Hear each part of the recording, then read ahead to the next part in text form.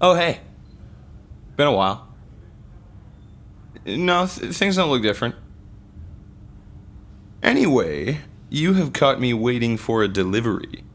Not for the shop. I don't think we've had a customer besides Justin's Aunt Julie for at least 2 months. Now, see, I got a pretty sweet Christmas bonus of 25 smackaroos. And an expired coupon for Burger King. So I figured I'd treat myself to a little something something. What'd I spend my money on, you might be asking? Oh, I guess you're about to find out. All right, that should be it. Where's the package? Oh, it's just to your left. What?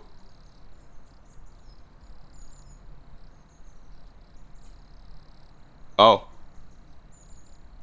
Okay, I know what you're thinking. Gee, Sib, another hilariously obsolete computer? What are you gonna do with that this time? And the answer to that question, my good viewer, is wish fulfillment. I've talked time and time again about how the only computers I had growing up were black and beige Windows machines that I used to look at silly little drawings on DeviantArt and watch solitaire cards fall on until the cows came home. But little old me was always hungering for something more. What if I could do those same things, but on a computer made by a man in a turtleneck? Yeah, I've gone on like 3 different spiels about how Macs were unobtainium for most of my life. As time went on, though, the novelty kind of wore off. I mean, computers are just computers in the end. But also, computers are cool as fuck. Yeah, I wasn't a whiny little bitch about not having a Mac, contrary to some images on the internet. I put that energy into having fun with the computers that I did have, even if that involved trying my darndest to make my family computer look like it was running OS X. So while I was screwing around installing themes and docs from shady websites, making horrible animations and things like Miku Miku Dance and a totally legal copy of Flash MX 2004, and tweaking my computer so messily that they'd probably catch on fire if I looked at them wrong, I was learning more about the things I enjoyed. I was becoming enthralled with the world of technology. This also meant that I started to watch other tech YouTubers.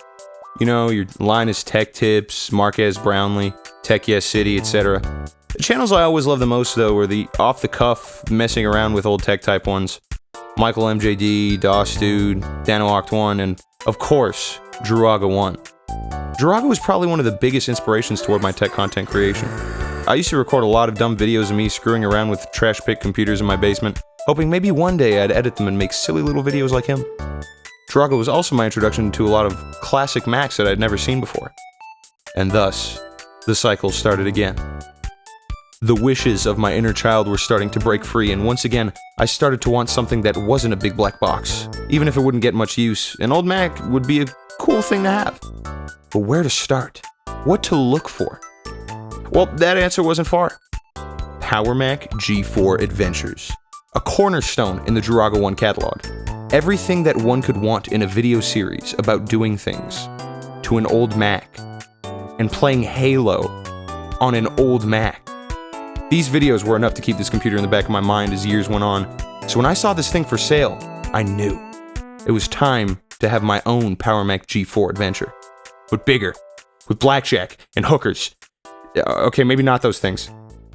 Now let's not get ahead of ourselves about how grand this adventure is going to be. Let's take a step back and look at the history of this behemoth. The Power Macintosh line that this towering hunk of translucent plastic hails from debuted in 1994 and marked the transition between Apple's use of Motorola 68K processors to the newer and more powerful RISC-based PowerPC processor architecture.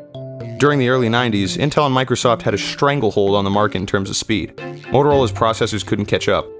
The folks over at IBM knew that there needed to be a competing force to stop the monopoly, so they approached Apple, who then approached Motorola, and the three joined forces to create the AIM Alliance, with the goal of developing a unified processor standard based on the Power instruction set. This resulted in the PowerPC processor, which debuted in Apple's catalog with the 1994 Power Macintosh line. I'm not going to dwell too much on these older machines here. They're fast and beige and have dumb names. Cool, but not the point of this video. The big breakthrough point of the Power Mac line came in 1997 with the Power Macintosh G3. This was the first Mac to introduce Apple's new 4-quadrant product scheme with different configurations of a base machine to fit certain use cases. You had the desktop, mini tower, all-in-one, and server.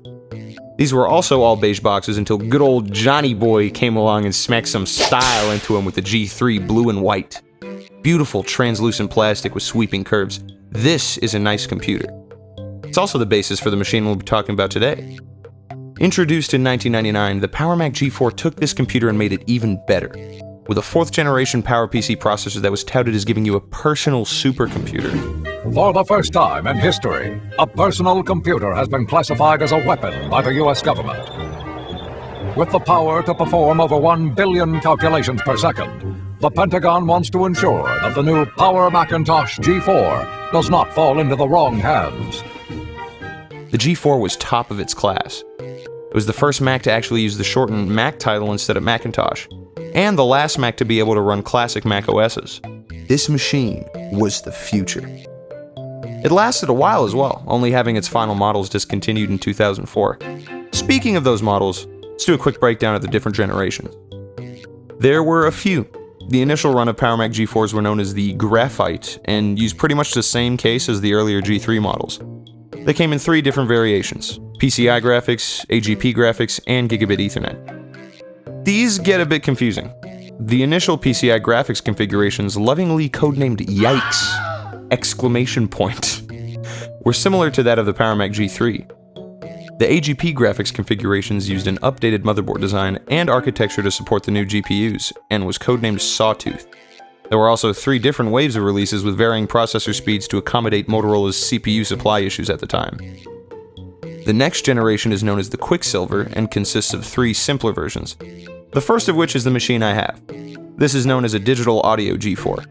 It's basically the internals of the upgraded Quicksilver generation inside the case of the previous Graphite generation. The later models have a different case design which remove things like the disk tray eject buttons. This generation also had faster processors, with a 2002 Quicksilver configuration reaching as high as 1 GHz, the first Mac to do so. The final generation was called the MDD, or Mirror Drive Doors. These had a similar design to the Quicksilvers, but with new shiny disk drive doors, hence the name. These machines were the Mac Daddy of the PowerMac line, no pun intended. The initial models could be configured as high as 1.25 GHz, with later FireWire 800 models reaching up to 1.42 GHz with dual processors. Okay, enough rambling. Let's talk about this machine here. This is a base model digital audio G4 clocked at 466 MHz. I received it pretty much bone stock with 256 megs of RAM, a CD rewritable drive, and an ATI Rage Pro 128 GPU, which you'll see is a problem later on. All things considered, it's pretty uninteresting. But we're gonna make it interesting.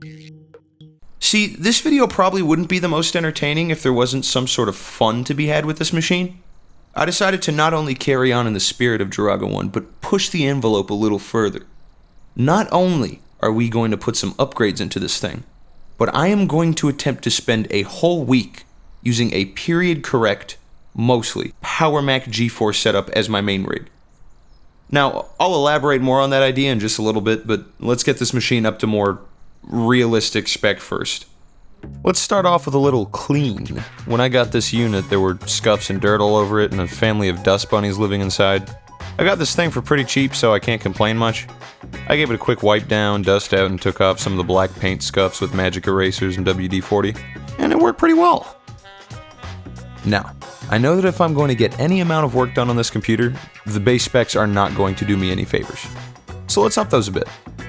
I started off with some less interesting things like RAM. I picked up an upgrade kit off of OWC, so now this baby has a whopping 768 megs of memory. This machine can technically be upgraded as far as 1.5 gigabytes, but I didn't really feel like putting the extra cash into that. Will it come back to bite me in the ass later? Probably.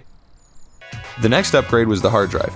This thing came from the factory with a 30 gig, 5400 RPM hard drive, and if you watched my video on the 2011 MacBook Pro, you'll know my thoughts on 5400 RPM hard drives. At least in this case, it's a little more period correct. Still, I'll be upgrading it with a 128 gigabyte Kingston SSD and this cheap SATA to IDE adapter I found on Amazon. The plan is to install OS 10.4 Tiger on here. It's the last version of OS 10 to be natively supported, and I don't really want to waste time hacking Leopard onto it for subpar performance.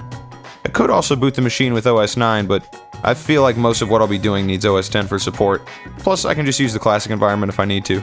Small note about this part, you need to install OS 9 to use the classic environment, so...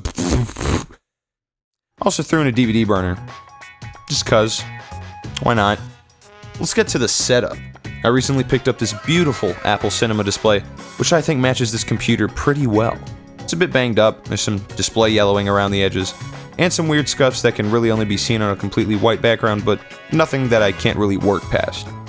One thing, however, that I couldn't work past was the fact that it just didn't work when I got it. So here's the thing. This monitor's default resolution is high enough that it actually has a VRAM requirement. And that requirement is 32 megabytes. The default GPU in my G4 only has 16. So, I had to upgrade the GPU. I wasn't really planning on it, even though I probably should have, but I took to eBay and tried to find a compatible card. Now you may have noticed it by now, but I am not actually smart. In fact, I'm pretty dumb at times. Most of the time. That is especially evident in the first of 2 graphics cards that I purchased for this machine. I first happened upon an nvidia GeForce FX 5200. I wanted to buy a card that had an ADC connection so I could use it with the monitor. So I figured this would be a decent bet. It was pulled from an Apple computer, it had the connector. I even read up to make sure this card was compatible. However, the one mistake I made was buying this card well away from home and not near the G4. I noticed this mistake pretty quickly upon the card's arrival.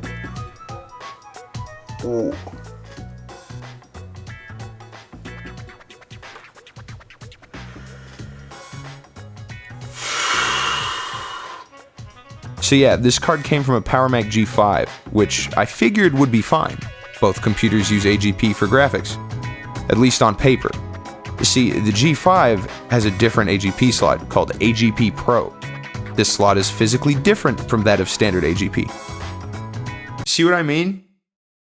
I'm a fucking idiot.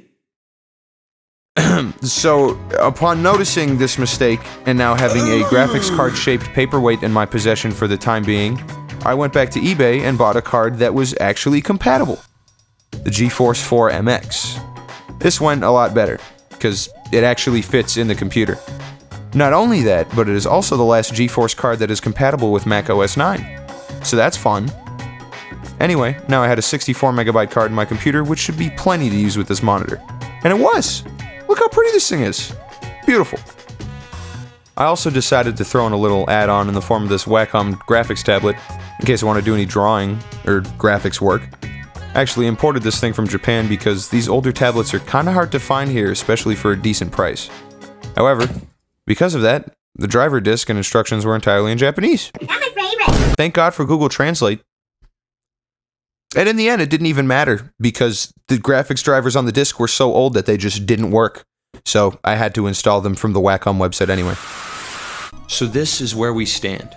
A pretty baller looking setup as far as like 2003 standards go. Now it's time for me to subject myself to slow computer hell for the next 7 days. This will be fun, right?